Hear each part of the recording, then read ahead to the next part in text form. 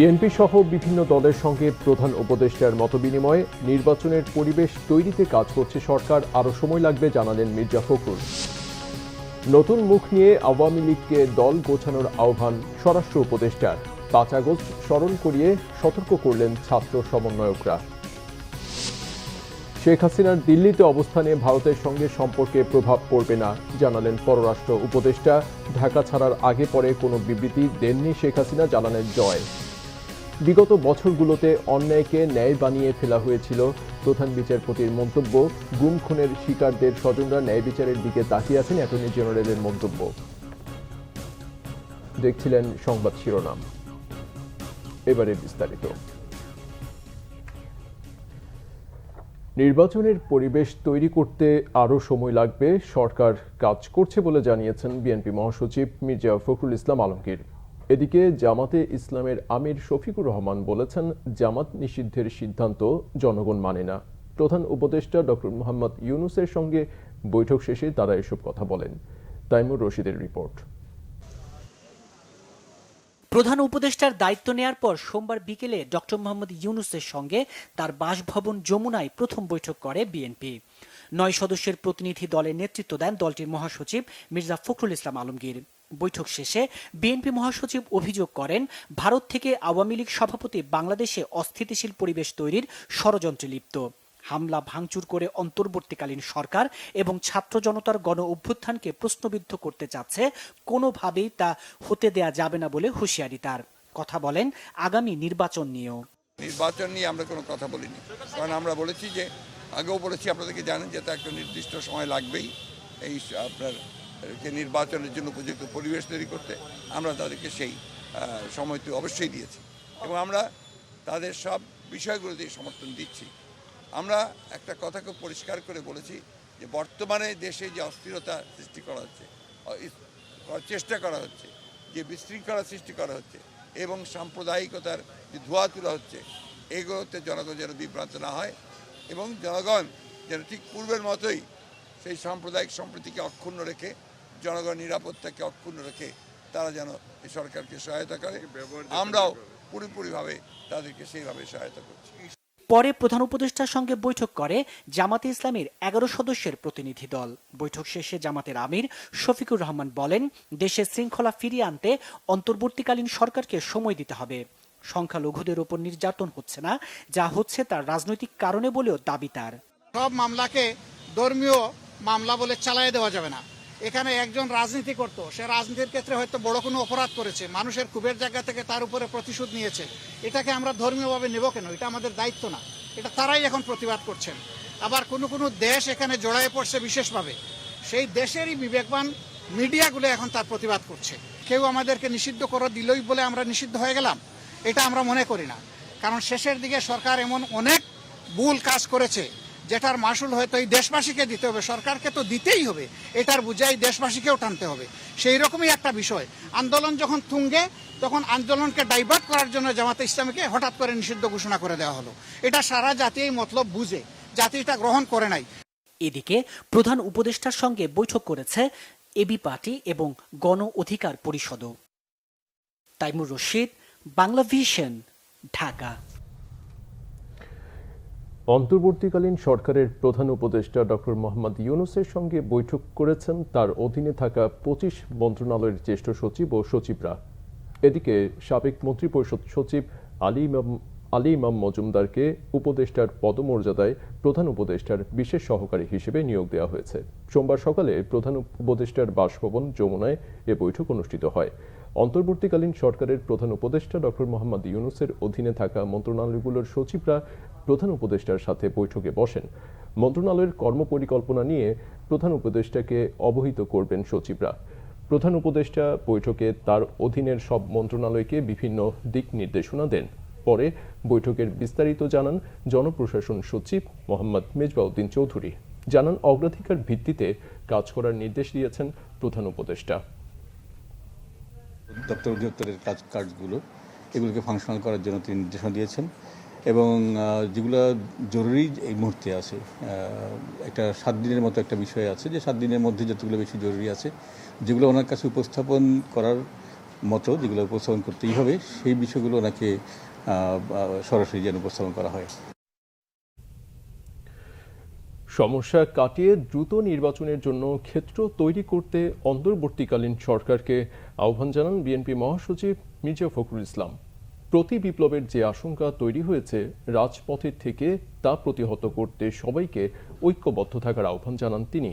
BNP মহাসচিব বলেন, সবাইকে সতর্কভাবে মোকাবেলা করতে হবে। এদেশে সংখ্যালঘুদের ওপর নির্যাতন হচ্ছে, ভারতের গণমাধ্যমের এমন খবর ফেক প্রোপাগান্ডা। নতুন অন্তর্বর্তীকালীন সরকারকে ব্যর্থ করার জন্য মিথ্যা বানোয়াট প্রোপাগান্ডা চালানো হচ্ছে। সবাইকে সতর্ক থাকার আহ্বান জানান তিনি। শহীদ রাষ্ট্রপতি জিয়াউর রহমান এবং সাবেক প্রধানমন্ত্রী ও বিএনপি চেয়ারপারসন বেগম খালেদা জিয়ার ছোট ছেলে আরাফাত কোকোর জন্মবার্ষিকী উপলক্ষে বনানী কবরস্থানে শ্রদ্ধা জানানো শেষে বিএনপি মহাসচিব এসব কথা বলেন। মির্জা ফখরুল ইসলাম আলমগীর বলেন, আরাফাত রহমান কোকোকে হত্যা করা হয়েছে। কোকো দক্ষ ক্রীড়া সংগঠক ছিলেন। বাংলাদেশ জাতীয়তাবাদী দল বিএনপির স্থায়ী কমিটির বৈঠক অনুষ্ঠিত হয়েছে। রাতে গুলশানে দলের চেয়ারপারসনের কার্যালয়ে এ বৈঠকে ভার্চুয়ালি যোগ দেন দলের ভারপ্রাপ্ত চেয়ারম্যান তারেক রহমান। দলের সিনিয়র নেতাদের উপস্থিতিতে বৈঠকে দেশের সার্বিক পরিস্থিতি নিয়ে আলোচনা হয়েছে। নেতাকর্মীদের করণীয় সহ বিভিন্ন বিষয়ে কথা বলেন নেতারা।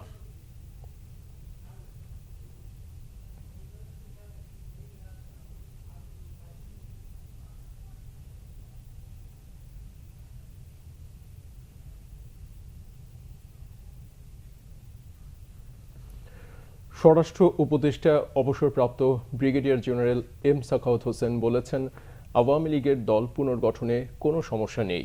বিশৃঙ্খলা করলে পরিণতি ভালো হবে না, বরং দলকে রিঅর্গানাইজ করার পরামর্শ দেন তিনি।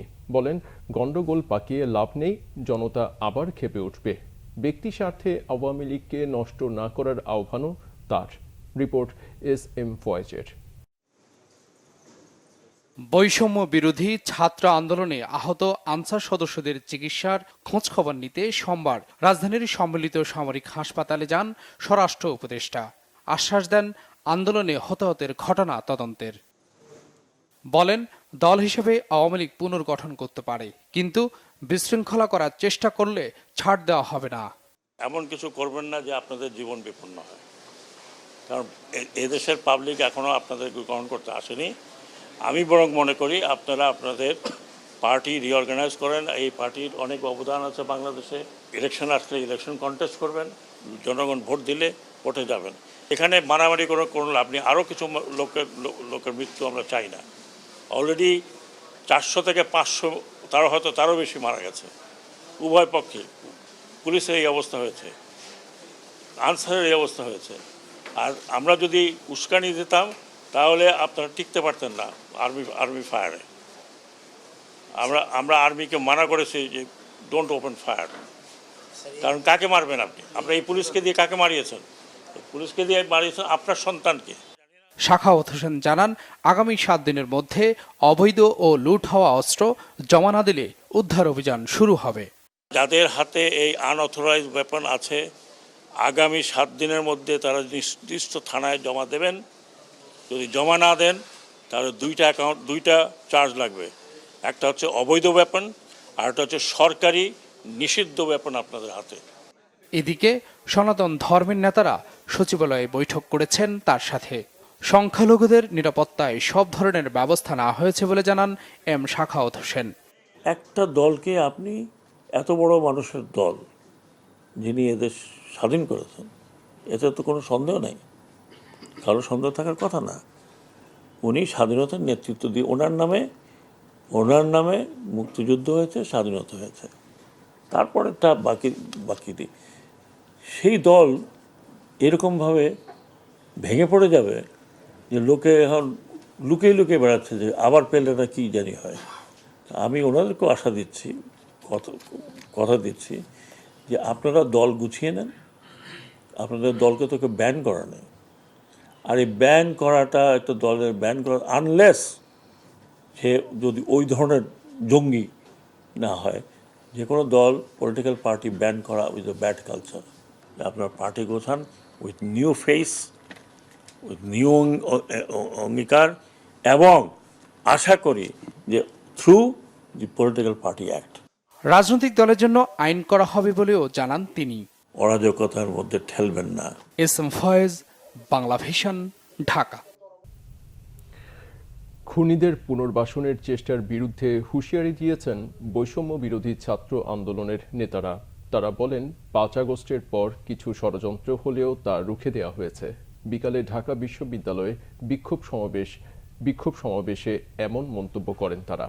বিস্তারিত সৈকত সাদিকের প্রতিবেদনে। সাবেক প্রধানমন্ত্রী শেখ হাসিনার বিচারের দাবিতে সোমবার বিকেলে ঢাকা বিশ্ববিদ্যালয়ের রাজু ভাস্কর্যে বিক্ষোভ সমাবেশ করে বৈষম্য বিরোধী ছাত্র আন্দোলন। এই বিক্ষোভ সমাবেশে বক্তব্য রাখেন ছাত্র আন্দোলনের অন্যতম সমন্বয়ক হাসনাত আব্দুল্লাহ। এ সময় তিনি আওয়ামী লীগ পুনর্বাসন নিয়ে এক উপদেষ্টার বক্তব্যের কঠোর সমালোচনা করেন। ছাত্র জনতার অভ্যুত্থানের মধ্য দিয়ে আপনি উপদেষ্টা হয়েছেন, সুতরাং তখন কোন বক্তব্য দিবেন আপনার সামনে যেন ৫ই আগস্টের গণভবনের চিত্রটা মাথায় থাকে, আপনার সামনে যেন ৫ই আগস্টের পার্লামেন্টের চিত্রটা মাথায় থাকে। যারা স্বৈরাচারকে পুনর্বাসন করতে চায়, যারা খুনি হাসিনাকে পুনর্বাসনের মতো বক্তব্য দিতে চায়, আমরা ছাত্র জনতা যেভাবে তাদেরকে উপদেষ্টা বানিয়েছি, ঠিক একইভাবে গদি থেকে ছুড়ে নামাতে আমরা দ্বিধা করব না। আরেক সমন্বয়ক সার্জিস আলম বলেন ৫ আগস্টের পর বেশ কিছু ষড়যন্ত্র রুখে দেওয়া হয়েছে, ভবিষ্যতেও সবাইকে সজাগ থাকতে হবে। গতকালকে বিচার বিভাগীয় করার চেষ্টা করা হয়েছিল, কিন্তু গত পরশু এবং কাল 2 দিন আপনাদের অক্লান্ত পরিশ্রমে সেই খুব ব্যর্থ হয়। এ সময় শেখ হাসিনার বিচারের দাবি জানানো হয়। এই অন্তর্বর্তীকালীন সরকারের কাছে আমরা দাবি করছি, খুনি হাসিনাকে আসামি করে আন্তর্জাতিক অপরাধ ট্রাইব্যুনালে মামলা দায়ের করতে হবে। বিক্ষোভ সমাবেশ শেষে শিক্ষার্থীরা মিছিল নিয়ে ঢাকা বিশ্ববিদ্যালয়ের বিভিন্ন এলাকায় ঘুরেন। সৈকত সাদিক, বাংলা ভিশন, ঢাকা। সাবেক প্রধানমন্ত্রী শেখ হাসিনা ভারতে থাকলেও দুই দেশের দ্বিপক্ষীয় সম্পর্কে প্রভাব পড়বে না বলে জানিয়েছেন পররাষ্ট্র উপদেষ্টা মোহাম্মদ তৌহিদ হোসেন। ঢাকায় বিভিন্ন দেশের কূটনীতিকদের তিনি জানিয়েছেন বাইরের কোনো শক্তিতে চলছে না অন্তর্বর্তীকালীন সরকার। রিপোর্ট সৈয়দ আব্দুল মুহিতের। দায়িত্ব নেয়ার পর প্রথম কূটনীতিকদের ব্রিফ করল অন্তর্বর্তীকালীন সরকার। সোমবার বিকেলে রাষ্ট্রীয় অতিথি ভবন পদ্মায় ঢাকায় নিযুক্ত যুক্তরাষ্ট্র, জাপান, চীন, ভারতসহ বিভিন্ন দেশের ৬৪ জন রাষ্ট্রদূত ও হাইকমিশনার এতে অংশ নেন। পররাষ্ট্র উপদেষ্টা মোহাম্মদ তৌহিদ হোসেন উদ্ভূত পরিস্থিতিতে বাংলাদেশের অন্তর্বর্তীকালীন সরকারের কার্যক্রম কূটনীতিকদের অবহিত করেন।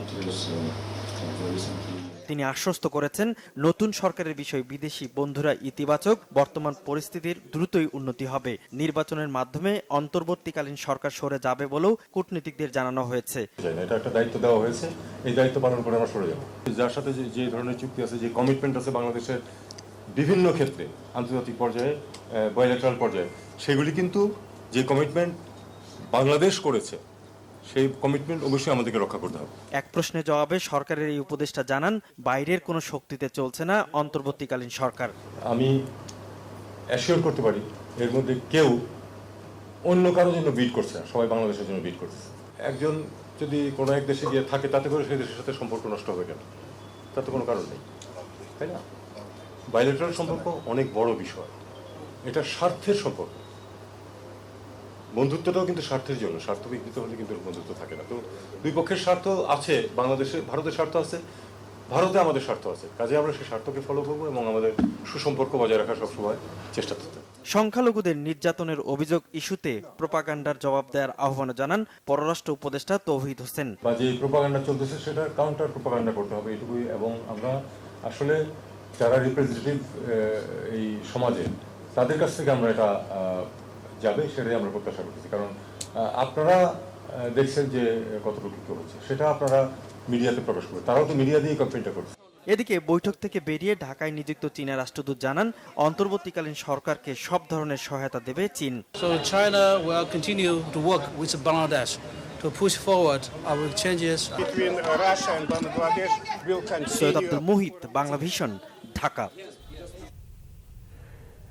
সদ্য ক্ষমতাচ্যুত প্রধানমন্ত্রী শেখ হাসিনা ঢাকা ছাড়ার আগে এবং ঢাকা ছাড়ার পর এ পর্যন্ত কোনো বিবৃতি দেননি বলে জানিয়েছেন সচিব ওয়াজেদ জয়।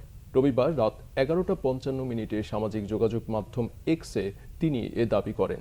জয় লিখেছেন, তার মায়ের পদত্যাগের বিষয়ে একটি বিবৃতি এক সংবাদপত্রে প্রকাশ করা হয়েছে, যা পুরোপুরি মিথ্যা ও বানোয়াট। তিনি তার মা শেখ হাসিনার সাথে কথা বলে বিষয়টি নিশ্চিত হয়েছেন। জয় দাবি করেন, ঢাকা ছাড়ার আগে বা ঢাকা ছাড়ার পরে এ পর্যন্ত শেখ হাসিনা কোনো বিবৃতি দেননি। এর আগে গেল 5 আগস্ট ছাত্র জনতার আন্দোলনের মুখে পতন ঘটে শেখ হাসিনার। পরে তিনি দেশ ছেড়ে ভারতে আশ্রয় নেন এবং সেখানেই অবস্থান করছেন। নবনিযুক্ত প্রধান বিচারপতি সৈয়দ রেফাত আহমেদ বলেছেন, বিগত বছরগুলোতে অন্যায়কে ন্যায় বানিয়ে ফেলা হয়েছিল। এখন থেকে সিন্ডিকেট করে কোনো ধরনের অন্যায় হলে কঠোর ব্যবস্থা নেওয়া হবে। অ্যাটর্নি জেনারেল বলেছেন, গুম খুনের শিকারদের স্বজনরা ন্যায় বিচারের দিকে তাকিয়ে আছেন। আরও জানাচ্ছেন দীপন দেওয়ান। প্রথম দিনের মতো এজলাসে আসেন নবনিযুক্ত প্রধান বিচারপতি। এর অনেক আগেই আইনজীবীদের উপস্থিতিতে কানায় কানায় পূর্ণ হয় আপিল বিভাগ। প্রধান বিচারপতি এজলাসে বসেই কোটা আন্দোলনে নিহতদের শ্রদ্ধা জানিয়ে 1 মিনিট নীরবতা পালন করেন। এরপর রীতি অনুযায়ী প্রধান বিচারপতিকে সংবর্ধনা দেন অ্যাটর্নি জেনারেল ও সুপ্রিম কোর্ট বার। পরে এক আবেগঘন বক্তব্য দেন প্রধান বিচারপতি সৈয়দ রেফাত আহমেদ। বলেন, ছাত্র জনতার সীমাহীন আত্মত্যাগের মাধ্যমে যে বিজয় এসেছে তার প্রতি সম্মান রেখে তিনি দায়িত্ব পালন করবেন। পরে সংবাদ সম্মেলনে অ্যাটর্নি জেনারেল বলেন, গুম খুনের শিকারদের পরিবারগুলোর বিচারের জন্য প্রধান বিচারপতির দিকে তাকিয়ে আছে। বাংলাদেশের বিচার বিভাগে যে সিন্ডিকেট চলে আসছে দীর্ঘদিন ধরে, সেই সিন্ডিকেট ভাঙতে হবে। This is a warning. পাশে থাকা মানে এই যে আপনি ন্যায় বিচার করেন, অবিচার বা দুর্নীতির দিকে এগিয়ে আগাবেন না। বাংলাদেশের মাটিতে যত খুন, গুম, মিথ্যা মামলা, গায়েবী মামলা, মরা মানুষের বিরুদ্ধে মামলা হয়েছে, তাদের বেদনা, তাদের আর্তনাদ, তাদের অভিশাপের ফসল হলো আজকের এই দ্বিতীয় মুক্তিযুদ্ধের বাংলাদেশ। বিচার বিভাগের দুর্নীতি ও সিন্ডিকেটের প্রসঙ্গ নিয়ে পরে সংবাদ সম্মেলন করেন বার সভাপতিও। 16 বছরে গুম, খুন, মিথ্যা গায়ে মামলায় লক্ষ লক্ষ মানুষ মামলায় জর্জরিত এবং তারা বিচার বিভাগকে ব্যবহার করে দেশকে নিয়ন্ত্রণ করতে চেয়েছিল, মানুষের মৌলিক অধিকার নিয়ন্ত্রণ করতে চেয়েছিল, মানুষকে হয়রানি করেছিল। সেগুলোও যেন তারা যেন আমলে নেন, সেটা আমরা দাবি জানিয়েছি। এদিকে বিএনপিপন্থী আইনজীবীদের পক্ষে সংবাদ সম্মেলনে বিএনপির আইন সম্পাদক কায়সার কামাল বলেন, আইনি প্রক্রিয়াতেই সাবেক প্রধান বিচারপতি খায়রুল হকের বিচার করা হবে। জনাব খায়রুল হক সাহেব যা করেছেন ক্ষতি, স্বাধীনতা উত্তর বাংলাদেশের কেউ এককভাবে এত ক্ষতি করেননি। আওয়ামী লীগের প্রভাবে প্রভাবিত হয়ে একক সিদ্ধান্তে তত্ত্বাবধায়ক সরকার ব্যবস্থা অ্যাবলিশ করে দিলেন। আমরা তার বিরুদ্ধে যথাযথ আইনি ব্যবস্থার মাধ্যমে দৃষ্টান্তমূলক বিচার দেখতে চাই। মঙ্গলবার থেকে পুরোদমে শুরু হবে আপিল বিভাগের বিচার কাজ। নবনিযুক্ত প্রধান Dipon Dewan, Bangla vision, Dhaka. Centre for policy dialogue CPD বলছে, ব্যাংকিং খাতকে সার্বিক অর্থনীতিতে কাজে না লাগিয়ে রাজনৈতিক ছত্রছায়ায় থাকা ব্যক্তিদের উন্নয়নে ব্যবহার করা হয়েছে। এ কারণে আর্থিক খাতের ক্ষতির সাথে অনেকগুলো ব্যাংক ক্লিনিক্যালি ডেথ হয়ে গেছে। গবেষণা প্রতিষ্ঠানটি আরও বলছে, বাংলাদেশ ব্যাংকের গভর্নর ও ডেপুটি গভর্নরের নিয়োগও নিয়মের ব্যত্যয় ঘটিয়ে দেওয়া হয়েছিল। এ কারণে তারা স্বাধীনভাবে কাজ না করে ব্যক্তি ও গোষ্ঠীর স্বার্থে কাজ করেছে। ব্যাংকিং খাতের সংস্কারে দ্রুত সময়ে ব্যাংকিং কমিশন করার কথা বলছে সিবিডি। সোমবার সিডিপি কার্যালয়ে ব্যাংকিং খাতের সুশাসন ফিরিয়ে আনতে করণীয় শীর্ষক সংবাদ সম্মেলনে এসব বলে সিপিডি। এ সময় প্রতিষ্ঠানের নির্বাহী পরিচালক ডক্টর ফাহমিদা খাতুন বলেন, ব্যাংকিং খাতের দুর্দশার জন্য দায়ীদের বিচার নিশ্চিত করতে হবে। ক্লিনিক্যালি ডেড বলা যায় এবং বাকি অনেকগুলো ব্যাংক দেখেন, ভালো ব্যাংকগুলো যেমন ধরেন ইসলামী ব্যাংক ছিল তো একসময় ভালো, এটাকে অধিগ্রহণ করার পর আস্তে আস্তে এগুলো দুর্বল হতে হতে এগুলাকে আমরা বলছি মুমূর্ষু অবস্থায়। আজকে আমরা দেখলাম যে বাংলাদেশ ব্যাংকের মতো একটা প্রতিষ্ঠান তার গভর্নরকে লুকিয়ে থাকতে হয় সরকার পরিবর্তন হলে। এটা কেন আমাদের সেই মোরাল সাপোর্টটা নাই? হ্যাঁ, যদি একজন কর্মকর্তা সৎ হন, সে যেই সরকারি আসুক না কেন, সে তার দায়িত্ব যদি যথাযথভাবে পালন করে থাকে তাহলে তো কোনো ধরনের ভয় থাকার কথা না। 7 দিন পর প্রাণ ফিরেছে রাজধানীর থানাগুলোতে। চলছে সাধারণ ডায়েরি সহ দাপ্তরিক কাজ। তবে নিরাপত্তাহীনতায় এখনও বাইরে বের হওয়ার সাহস পাচ্ছে না পুলিশ। এরই মধ্যে মেট্রোপলিটন এলাকার 110টির মধ্যে 108টি এবং জেলার 529টি থানার মধ্যে 520টি থানার কার্যক্রম শুরু হয়েছে। এদিকে ছন্দপতনের পর ঢাকার রাস্তায় কাজ শুরু করেছে ট্রাফিক পুলিশ। রিপোর্ট করেছেন SM ফয়েজ। ছাত্র জনতার আন্দোলনের মুখে শেখ হাসিনার পতনের 1 সপ্তাহ পর রাজধানীর রাস্তায় যানবাহন নিয়ন্ত্রণের কাজে ফিরেছে ট্রাফিক পুলিশ। ট্রাফিক পুলিশের পাশাপাশি এখনও শিক্ষার্থীরা দায়িত্ব পালন করছে। সাধারণ জনগণ, ছাত্রছাত্রী সবাই আমাদের সাহায্য করছে। কোনো প্রকার সমস্যা নেই, আমরা নির্বিঘ্নে কাজ করতে পারছি এবং পারবো আশা করি। সবাই পজিটিভলি, সবাই আমাদেরকে অভিনন্দন জানাচ্ছে। অনেকে সকালেতে সালাম দিয়ে গেছে, বলছে না খুবই ভালো হয়েছে। এই আর কি, সবকিছু মিলাই ভালো। অতীতের ভুল থেকে শিক্ষা নিয়ে জনগণের পাশে থাকার কথা জানান পুলিশের ঊর্ধ্বতন কর্মকর্তারা। মানুষের আমাদের প্রতি যে ধারণা, আমরা এই নতুন জেনারেশনের মাধ্যমে আমরা তাদের সাথে এবং জনগণের সাথে প্রতিজ্ঞাবদ্ধ। আমরা অবশ্যই আগের চেয়েও বেশি পেশাদারিত্ব নিয়ে, ভালো মনোভাব নিয়ে দেশ পরিবর্তনের জন্য আমরা কাজ করে যাব ইনশাআল্লাহ। ভয় কাটিয়ে থানায় যোগ দিয়েছে থানা পুলিশ। তাদের নিরাপত্তায় কাজ করছে সেনাবাহিনী। থানায় এখন অনেক ভালো কাজ করে, আগের মতো কাউরে কিছু দেওয়ান লাগে না। এখন আমরা নিঃস্বার্থে থানায় কাজ করে দিবে পুলিশ বাহিনী। আসলে পুলিশ বাহিনী অনেক ভালো, এখন তাদেরকে ব্যবহার করা হয়েছে। থানায় আসছি, এটা আমরা থানায় একটা জিডি করতে আসি, এই অভিযোগ বলতে আসি। এই যে অভিযোগ আসতেছে, জিডি আসতেছে, আমরা এগুলা জনসেবা দিচ্ছি। হ্যাঁ, সবগুলো চলছে। বাইরে টল শুরু হয়েছে, আমরা 10টা জিডি নিচ্ছি, আবার 2টা অভিযোগ আমরা আছে, আর মামলা হয় না আপাতত এখনো। কথায় নয়, সেবার মাধ্যমে মানুষের পাশে থাকার কথাও জানান তারা। SM Foyez, Bangla vision, Dhaka.